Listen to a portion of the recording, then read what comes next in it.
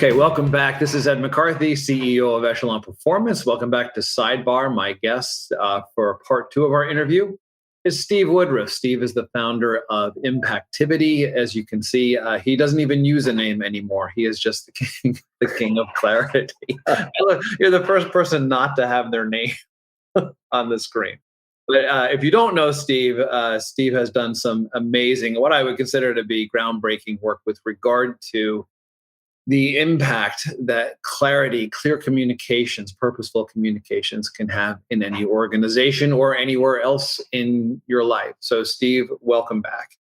Good to be here, Ed. You have been busting your hump, putting together your next book, right? So tell us a little bit about the next book that is going to be coming out and who the target audience is for that book, because I love your answer to this. Well, the target audience is very awkward for me.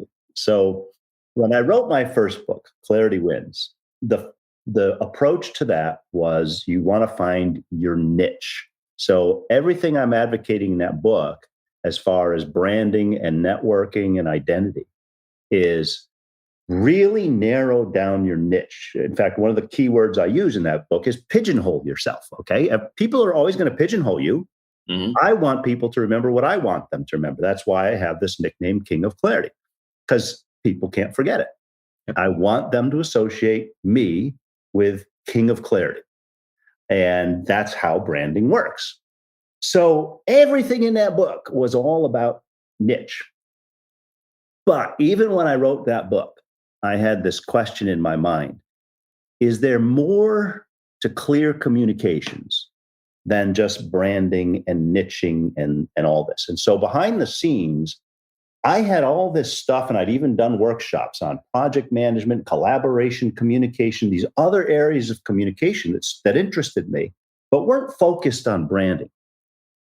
And they were kind of back in 2018 when I released Clarity Wins. All the rest of the Clarity stuff was a bunch of scrap paper that I was trying to sort out. So it took me several years, but my obsession was maybe there's a formula for clear communications, period. What is it? Is there a way that any human being can be a better communicator? So that's what I was pursuing. And as I did more workshops and I started touching on personal branding, and I'd always done training, and it was marketing, and it was operations, and started to touch more and more people, I began to see that these principles all were kind of coalescing into one framework. But one of the awkward things that I found, especially in the professional settings, is people would have, here's our coaching program, here's our email program, here's our this, here's our selling skills. And they all had different names and acronyms. There's no way to keep track of all that stuff. You can't. And there was no one framework for just plain old great communications. Yeah. So I decided, all right, I'm going to find it, create it, put it together. And sometime during the pandemic, the final pieces of it finally came together for me. I saw the thing. I saw the rules and I saw the tools. That's how I break it down. There are rules and there are tools. So now I have put all that together in this upcoming book, which is going to be called The Point. And it describes why and how we miscommunicate all the time as human beings. Yeah. How the human brain works to process information. What is the operating system of the brain so that we can know how to package words in a brain-friendly way? And then I talk about the 4 rules and the 8 tools, and then I apply it to every form of communication: email, presentation, selling, marketing, personal branding, because it applies everywhere. And that's the awkward part. This book is for 8 billion people. I love that. Yeah. It's not for just one slice. Yeah. It's literally a universal formula for human communication. And the more I've worked with it, the more I've kind of stood back and said, man, I'm looking at Mount Everest here. This thing is hugely applicable. And it's not niche. So how I'm going to get the word out, I'm going to need a lot of help, because this thing is very powerful, much bigger than me. But it turns out there are just some pretty simple, straightforward ways that communication works in human beings. And they're universal because the human brain has a common operating system. Even if there are 8 billion different containers of information and perspective, and I address that too. You've got to deal with the fact that we don't have shared meaning. And so part of clarity is making sure that I get my meaning across to someone else. That's part of the formula. Yeah. But in fact, the formula is completely universal. It's evergreen. It's not depending on technology. It's not depending on one. It's not just presentations. It's not just email. It's not just coaching. It's not just it's everything. Yeah. So leaders, salespeople, new hires, preachers, teachers, you name it. Mm-hmm. You know, it's really powerful, and it's so true, because miscommunication. You say communication is a universal experience, but so is miscommunication. Anybody that's been in any kind of relationship, marriage, dating, parenting, kids trying to figure out what to do during. I mean, there's teachers. Miscommunication is as widely experienced as communication is. Mm-hmm. And I originally thought we would spend this time in one way, but I'd rather have you do a deep dive into some. Without giving away the book, tell us just a little bit about the research. What do you see as maybe some of those common impediments? What are the ways to work around, the things that you need to look out for? Let's talk more about the formula, because the idea that you could break down such a widely common occurrence as communication, miscommunication, into something that's really manageable, a formula, right, pieces, is fascinating. So would you mind switching it up and talking about that a little bit? So I put the most common miscommunication into 3 buckets. Okay. I call them the noise, the fog, and the gaps. Mm-hmm. So one of the reasons why we have a hard time getting our message across is we are competing with an enormous amount of noise. There's all kinds of stimulation coming in from everywhere: Facebook, smartphones, Netflix. We're competing with everything. I tell people, your competitor isn't the competitor company you think of. Your competitor and my competitor is the noise. Mm-hmm. I've got to get my words through a jungle of other sensory input. How do I do that? So noise creates its own barrier to communication. Another barrier is fog. And by fog, I mean, and my favorite, and you've brought this up, is jargon. So words that don't really enlighten, they just confuse. Mm-hmm. So the confusion aspect of being overly technical, of too much information, of not explaining, not defining, huge area of communication, the fog. And then the gaps touch on what we mentioned before.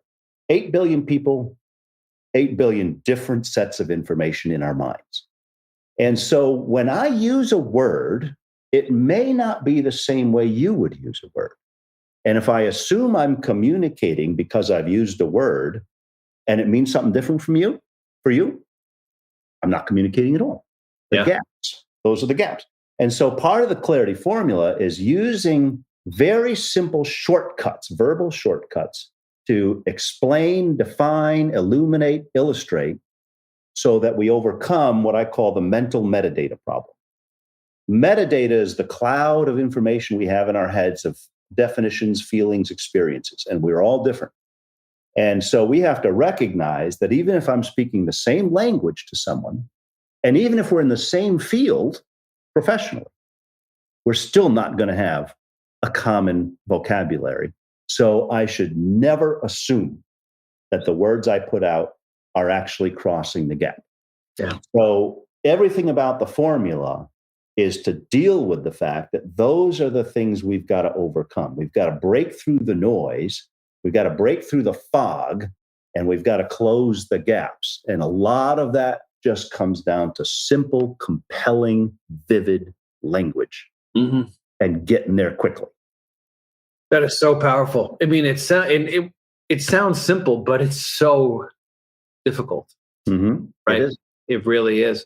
And is it fair to say that when you're talking about fog, because I've been guilty of this, you point out a lot of kind of funny examples of this, is that more of a self-imposed thing that we do to ourselves.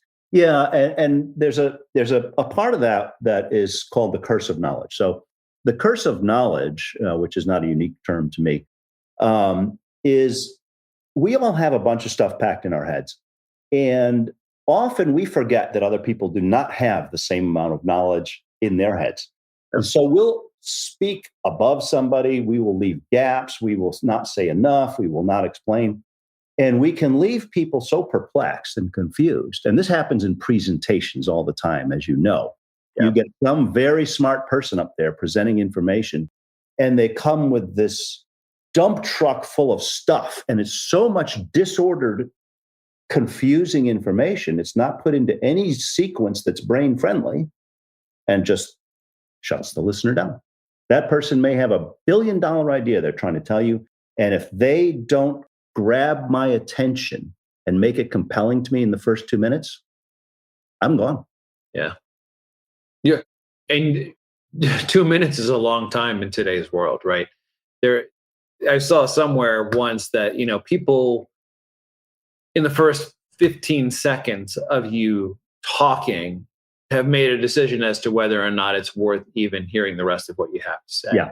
And that's scary, right? Because we talked before about, whether you're in sales or you're a consultant, like if you can't create that sense of, wow, this, I get this guy or this woman, right? I need to pay attention. That's a huge everything. It's almost like everything else isn't going to matter. You might get to some really salient points later on, but people have started to shut down very, very early. Well, that's why one of the 4 rules of the formula, which is pretty simple, and one of the most important of the 4 rules, it's the second one. Yeah. Is get to the point. And the reason is brain science. Our brains have a wonderful function. There's a place in there called the reticular activating system, and its job is to filter information and to focus on what is most important right now. It's processing a mind-boggling 11 million bits of information per second from all 5 senses. It's insane. Yeah. And it's been doing this since we were toddlers. We don't even know it. It just does it. And what it's doing is it is bringing to our focus, and all we can focus on is 60 bits. Okay, so here's the challenge for getting attention. We've got to win the 60-bit battle against 11 million bits. That's how important it is to get to the point. Because if I don't come to you with a compelling, relevant, interesting message right off, you know what? There's a whole lot more stuff on this smartphone that's way more interesting. And there are a whole lot of other distractions. And if you're boring and confusing and you're not getting to the point, I'm done.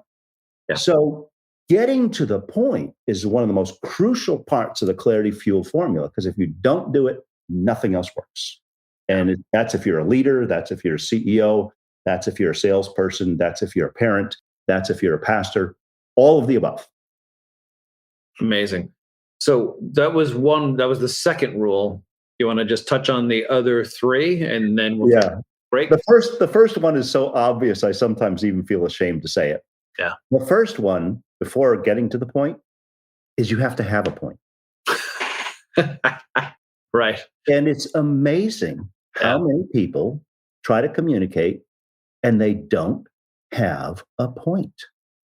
And so I have this very simple tactic about how do you define your point. And I encourage anybody that's going to have a communication of any sort, before you start, and I'm not talking about across the fence chit chat, I'm talking about planned communications, okay?